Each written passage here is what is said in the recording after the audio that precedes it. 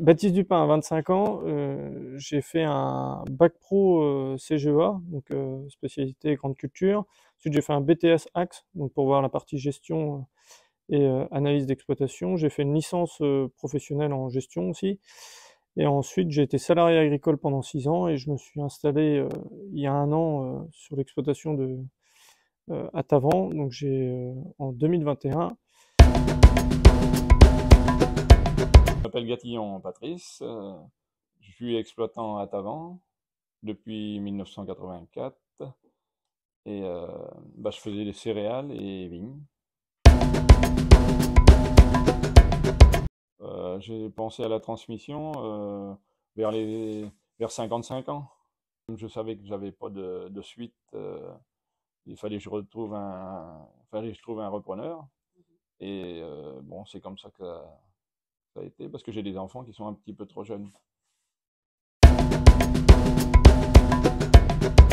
J'ai repris une exploitation qui était en viticole céréalière et qui avait une entreprise de travaux agricoles.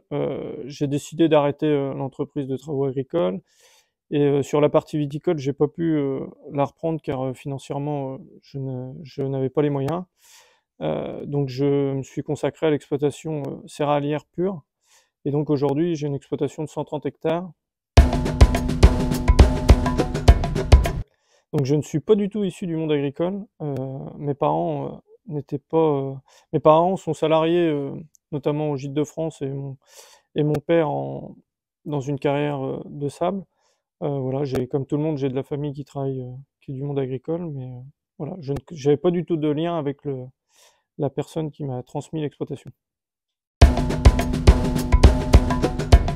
Au niveau des difficultés, pas forcément avec l'exploitant, pas du tout, au contraire.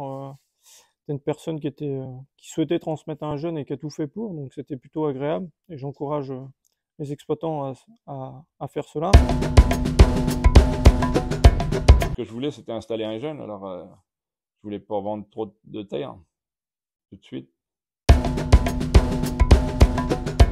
Il faut que l'ancien exploitant fasse des efforts de plein de choses, voir tout ça, mais faut le faire assez rapidement parce que ça passe tellement de temps dans les papiers et les demandes d'un côté ou de l'autre, et c'est là que ça bloque souvent. Alors faut pas avoir peur de prendre des décisions assez rapides quand on veut transmettre comme ça. En termes d'agroécologie, la première année, je pense que c'est pas là qu'il faut tout changer, il faut déjà s'adapter à l'exploitation. Mais j'ai pu mettre en place des luzernes, notamment pour répondre à la nouvelle PAC. Ensuite, j'ai réintégré des couverts végétaux, donc voilà, pour améliorer la minéralisation du sol et puis éviter le lessivage dans dans les parcelles. Voilà, mais à l'avenir, je pense qu'il y aura d'autres évolutions avec plantation de haies, des arbres sur les bords de champs, des choses comme ça. J'ai actuellement une ferme de 130 hectares, peut-être un petit peu agrandir l'exploitation, voilà, on va dire une vingtaine d'hectares pour être suffisant, voilà, pour se tirer un revenu convenable. Après, non, pas aller chercher un agrandissement excessif. Pour moi, c'est pas la surface qui fait le revenu.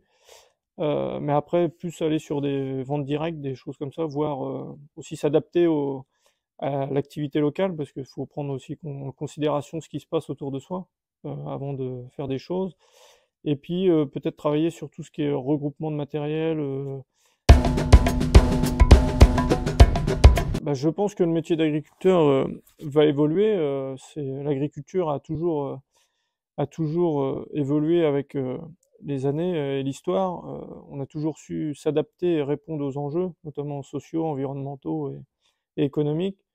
Je suis pas pessimiste sur ce point de vue-là. Je pense que on réussira à répondre aux enjeux, quels qu'ils soient, et j'espère qu'on gardera toujours cette passion qui est de nourrir les gens et d'assurer une souveraineté alimentaire à notre pays.